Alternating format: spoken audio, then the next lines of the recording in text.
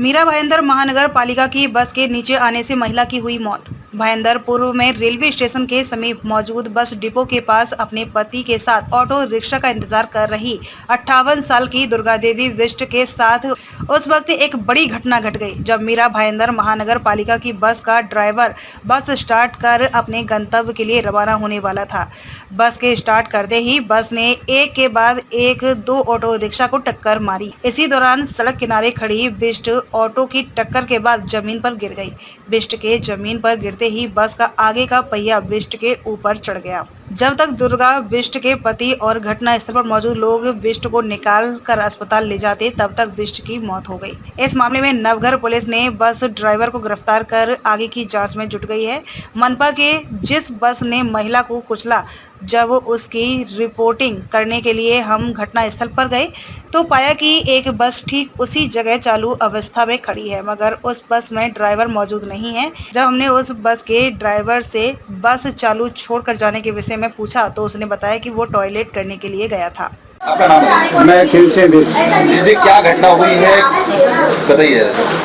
हम वो जसोपाल से वो साइड से क्रॉस करके इधर को आ रहे थे, बस खड़ी थी ऑलरेडी। फिर बस ऑलरेडी जैसे वो चालू किया उसने, क्रॉस ही कर रहे थे हम लोग तो 2-3 गाड़ियाँ ऑलरेडी खड़ी थी, उनको ठोकते हुए मेरे को घिसड़ के मेरा ये घड़ी है टेम्पो में फंस गया था। तो मेरे को 2-3 आदमी ने उठाया, मैं उठा देखा भाई मेरे क्या कर रहे हैं। तो उसके बाद देखा तो मैं भाई को देख रहा हूँ किधर रहो, देखा तो गाड़ी के अंदर लूलवान पड़ी हुई है। फिर उनको बस वाले को मैं बोला कि हॉस्पिटल लेके जा, इसको पीछे ले पहले गाड़ी। फिर पीछे लिया, फिर 2-3 आदमी आए, फिर उन्होंने कपड़ा वपड़ा रखा।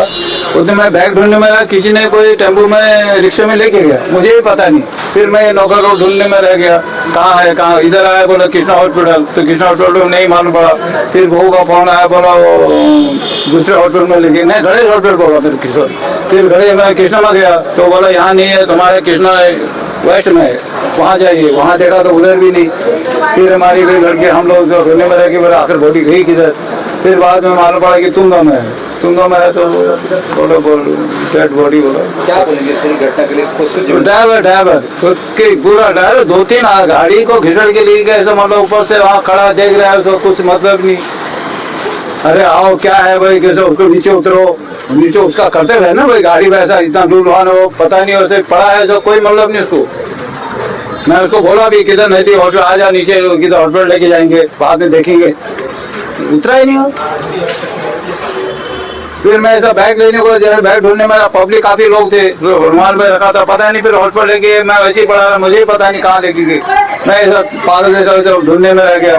कोई बोलता गणेश हॉस्पिटल, कोई बोलता Krishna hospital.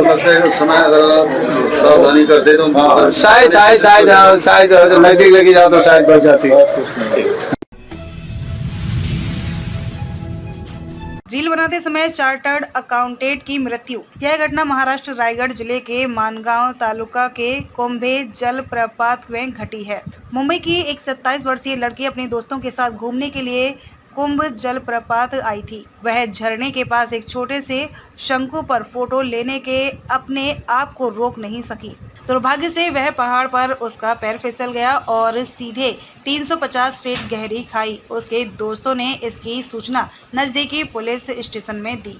Mangaon police station के ड्यूटी पुलिस अधिकारी पीआई निवृत्ति और एपीआई नरेंद्र ने आसपास के सभी बचाव टीमों को घटना के बारे में सूचित। इसकी सूचना मिलते ही सह्याद्री वन जीव संरक्षण समिति रायगढ़ तुरंत घटना स्थल की ओर रवाना हुई और करीब 12:30 बजे रेस्क्यू टीम मौके पर पहुंची और स्थिति का जायजा लेने के बाद रेस्क्यू ऑपरेशन शुरू किया। नीचे उतरते वक्त हमारे ऊपर बड़े बड़े पत्थर गिर रहे थे। महज 15 मिनट में टीम उस लड़की तक पहुंच गई। पहले तो लगा कि शायद वह जिंदा नहीं है, लेकिन पास जाकर उसकी सांसें जांची तो हमने कंफर्म किया कि वह जिंदा है। वो धीमी आवाज में सांस ले रही थी। तुरंत घायल लड़की को एक स्ट्रेचर पर सुरक्षित किया गया। हाथ से उठाकर पास के रास्ते पर 120 मीटर की दूरी तक ले जाया गया, जिसके बाद उसे रस्सी की मदद से लगभग 200 से 250 फीट ऊपर चट्टान पर ले जाया गया। लड़की को नजदीकी अस्पताल में भर्ती कराया गया। लड़की ने अस्पताल में दम तोड़ दिया। मृत लड़की का नाम अनवी कामदार है। यहाँ से मानसून टूरिज्म के लिए मुंबई से माटुंगा आए थे।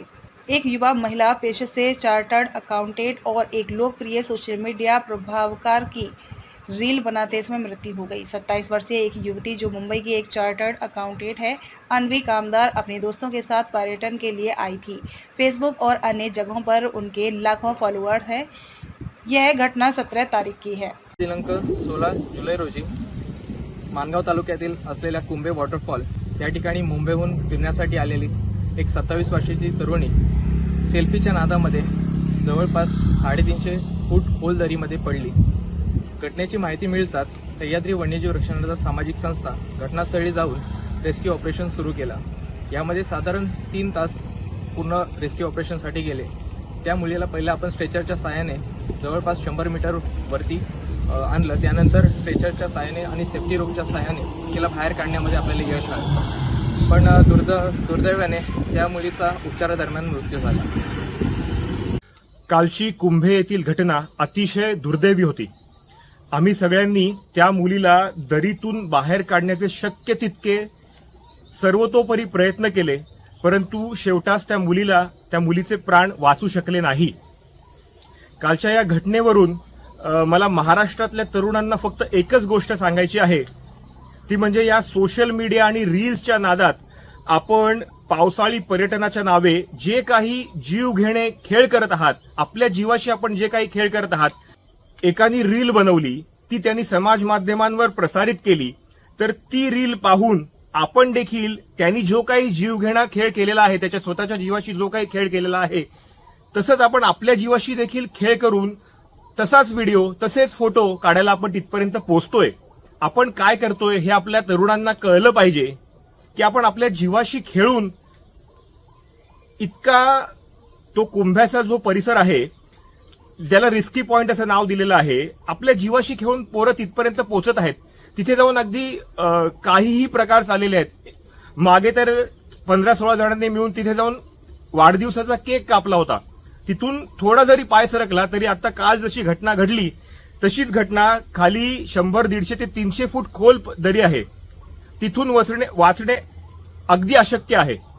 तर मुलांनी एकाचं पाहून दुसऱ्याचं पाहून तिसरं, सोशल मीडियावर सध्या दुसरं काही चाललेलं नसून एकाने रील बनवले तर त्यांनी बनवलेली रील तशीच पोज, तसेच फोटो, तसेच व्हिडिओ आणि त्या रीलला तसेच गाणं, हे सगळं आपण करत आहोत। तर आपण आपल्या जीवाशी जो काही खेळ करत आहोत तो खेळ करू नये। तरुण वर्गांनी निसर्गात फिरायला यावं, निसर्गाचा आनंद घ्यावा, परंतु आपल्या जीवाशी असा खेळ करू नये। अशा प्रकारचे रील आणि फोटोच्या नादात आपल्या जीवाशी खेळ करू नये, हाच माझा महाराष्ट्रातील तरुणांना संदेश आहे। कृपया आता तरी आपण ह्यातून बरेचसे प्रकार घडत आहेत, बऱ्याच ठिकाणी मुलं वाहून जात आहेत, बऱ्याच ठिकाणी मुलं मुली दऱ्यामध्ये पडत आहेत, पाय घसरून पडत आहेत, वेगवेगळ्या प्रकारचे ऍक्सिडेंट्स होत आहेत। तर तरुणांनी पर्यटन करत असताना कृपया आपली स्वतःची काळजी घ्यावी। आमच्यासाठी रेस्क्यू टीम्सची जी काही मुलं होती, आम्ही देखील आमचा जीव धोक्यात घालून तिथे बचाव कार्यासाठी पोहोचतोय आणि नेहमीच बरेचशा रेस्क्यू टीम पोहोचत असतात। त्यांचा देखील जीव धोक्यात घालून तिथपर्यंत पोहोचत असतात की एखाद्याला मदत गरजेची असेल तर त्याला तिथपर्यंत तात्काळ मदत पोहोचावी। परंतु येणाऱ्या पर्यटकांना आणि मुलांना हे समजायला पाहिजे की आपल्यामुळे आपण प्रशासनावर केवढा मोठा ताण आणत आहोत आणि आपल्यामुळे अशी काही घटना घडू नये किंवा आपला स्वतःचा जीव धोक्यात येऊ नये, अशा काही घटना आपण आपल्या मार्फत होऊ नये याची पूर्व काळजी घेऊनच आपण पर्यटन करावे। पर्यटकांना, तरुणांना, तरुणींना कळलं पाहिजे की निसर्गात येऊन कशा प्रकारचं पर्यटन करावं। तेथे येऊन हुल्लडबाजी, तेथे येऊन डीजे वाजवतायत, तेथे येऊन रिस्की पॉइंट्स, अशा जसं कुंभ्याचा पॉइंट आहे तशा रिस्की पॉइंटवर जाऊन जम्प्स मारतायत, गोलांट्या उड्या मारतायत, काहीही करतायत रील्सच्या नादासाठी, फोटोसाठी। सगळं का करतोय हे आपण? निसर्गामध्ये येताय तर निसर्ग पाहायला या, निसर्ग ऑब्झर्व्ह करायला या, निसर्गाशी खेळू नका किंवा निसर्गाची चेष्टा करू नका। माझी सर्व तरुणींना हीच विनंती आहे, निसर्गाचा आनंद घ्या, परंतु आपला जीव सांभाळून आणि निसर्गाशी कुठल्याही प्रकारचा खेळ न खेळून।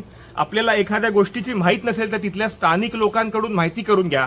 उगाच नुसत्या रील्स बघून तिथपर्यंत पोहोचण्याचा प्रयत्न करू नका, किंवा उगाच कोणीतरी युट्यूबवर व्हिडिओ टाकला आहे की असा रस्ता आहे, इथे ते पोहोचायचं आहे, अशी रिस्की जागा आहे, ते बघून तुम्ही स्वतः तिथे जाण्याचा प्रयत्न करू नका। आपल्या सगळ्यांसाठी हे घातक ठरेल। कृपया आपली सगळ्यांनी काळजी घ्यावी अशीच माझी आपल्या सगळ्यांना विनंती आहे. महाराष्ट्र की राजधानी मुंबई समेत उपनगरों के इलाकों में बुधवार रात से ही बारिश तेज हो गई है। मुंबई से सटे वसई, पालघर, डोंबिवली, ठाणे और कल्याण इलाके में भी बारिश जारी है। बारिश की वजह से कई इलाकों में जलभराव भी देखने को मिल रहा है। भारी बारिश की वजह से लोकल पर भी असर पड़ रहा है। बताया जा रहा है कि सेंट्रल रेलवे का यातायात 15 मिनट देरी से चल रहा है। वहीं पश्चिम रेलवे और हार्बर रेलवे में भी देरी हो रही है। मौसम विभाग ने अनुमान जताया है कि अगले 3-4 घंटे बारिश जारी रहेगी। बुधवार रात से ही बारिश ने तेज होने के बाद से ही कुछ निचले इलाकों में जलभराव हो गया है, जिसका असर सड़क यातायात पर भी पड़ा है। बारिश की वजह से मुंबई की लाइफ लाइन कही जाने वाली लोकल की रफ्तार ही धीमी हो गई है। कल्याण से छत्रपति शिवाजी महाराज टर्मिनस की ओर जाने वाली ट्रेनें 10 से 15 मिनट देरी से चल रही हैं। ट्रेनों में हो रही देरी की वजह से मध्य रेलवे के कई स्थानकों पर यात्रियों की भीड़ देखने को मिल रही है। फिलहाल किसी भी रेलवे ट्रैक पर पानी नहीं भरा है। रेलवे यातायात सुचारू रूप से चल रहा है। हालांकि बारिश जारी रही है तो जनजीवन अस्त व्यस्त होने की संभावना है। मध्य रेलवे पर ट्रेनें 10 से 15 मिनट देरी से चल रही। पश्चिम रेलवे पर ट्रेनें 5 से 10 मिनट देरी से चल रही है। हार्बर रेलवे पर ट्रेनें 5 से 11 मिनट देरी से चल रही हैं। 12 घंटों के लिए हाई अलर्ट। इस बीच मौसम विभाग ने अगले 12 घंटों के लिए हाई अलर्ट जारी कर दिया है। आईएमडी ने बताया कि हाई अलर्ट वाले जिलों में बारिश बढ़ने की संभावना है। महाराष्ट्र में अगले 4 दिन भारी बारिश की संभावना जताई गई है। मौसम विभाग ने 17 जुलाई से 19 जुलाई तक पूरे राज्य में भारी बारिश होने का अनुमान लगाया है। मुंबई में फिलहाल येलो अलर्ट जारी है। पिछले 24 घंटे में राजधानी में मध्यम बारिश देखने को मिली। वहीं आज बारिश बढ़ने की संभावना है। भारी बारिश की संभावना को देखते हुए लोगों से सतर्कता बरतने की अपील की गई है।